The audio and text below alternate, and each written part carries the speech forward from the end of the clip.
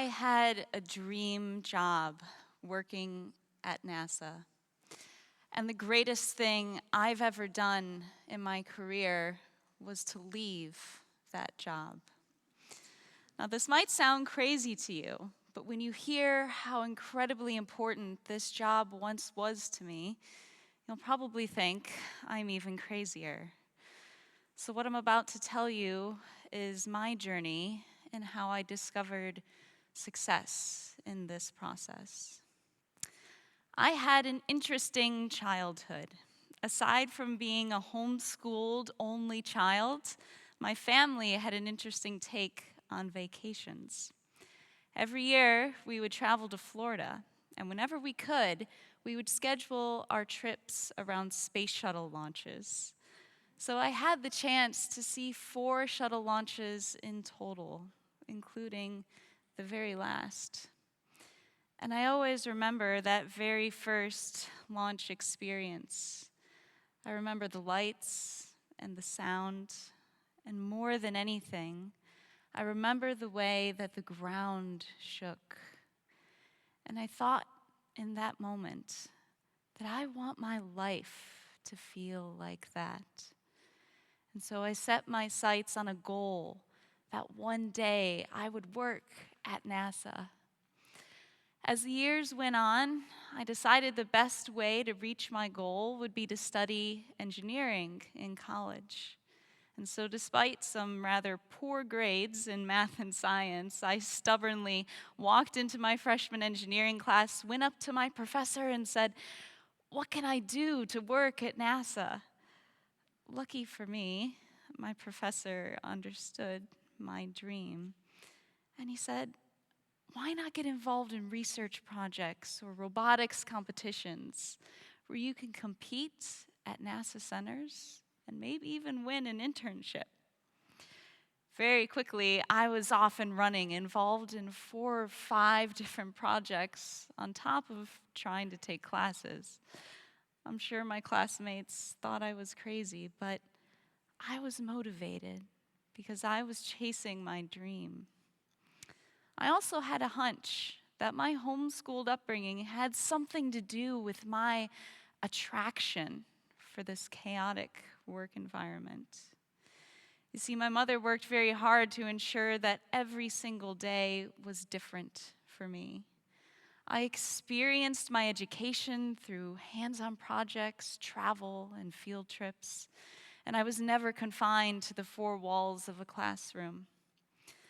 Little did I know at that time what an incredible impact this would have on my career.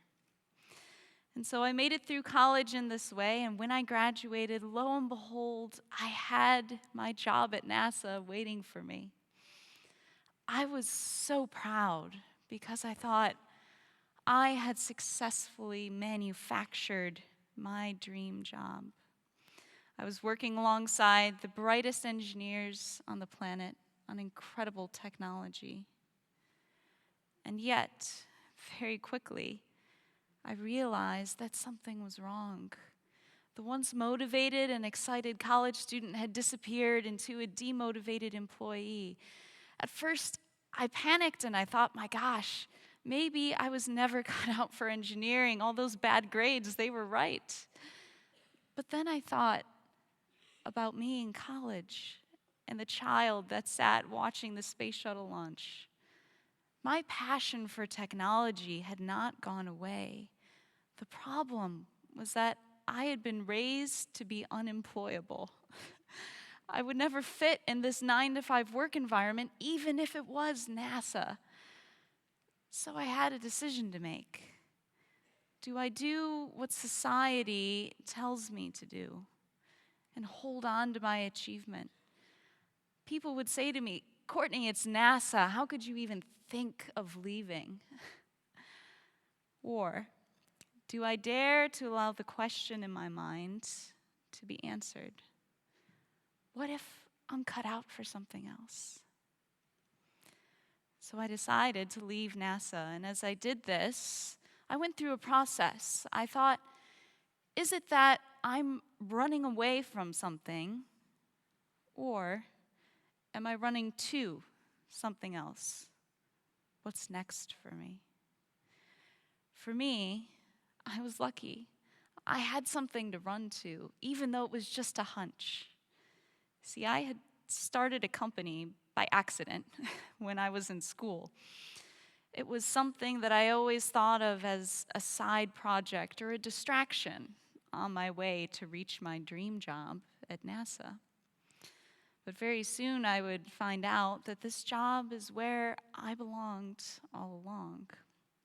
I was working on a team of other students on an incredible new technology for electric vehicle batteries.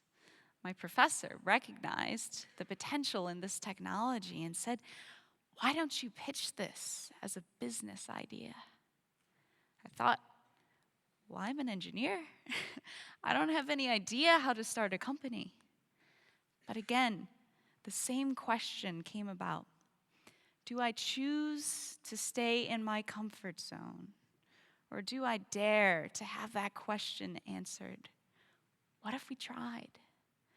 So we started a company, and this set us on a 7-year journey. We quickly gained traction, winning business plan competitions, raising funding. I was named to the Forbes 30 Under 30 last year, and I thought, well, this is it. I'm going to be a successful entrepreneur and make this company a success. But then again, I was reminded that if everything always went according to the plans we have in our head, life wouldn't be very interesting at all, would it?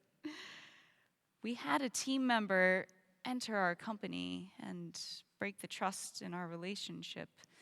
This turned my exciting new dream job into a toxic environment. So once again, I've made the decision to move on in my career. Only this time for me, the decision was much easier. Because what I've now learned is that happiness and fulfillment for me has always been found on the other side of my greatest fears. That success is never tied to the name of the organization you work for, to the mere achievement of a goal, or to an award or a fancy title. Success is an experience.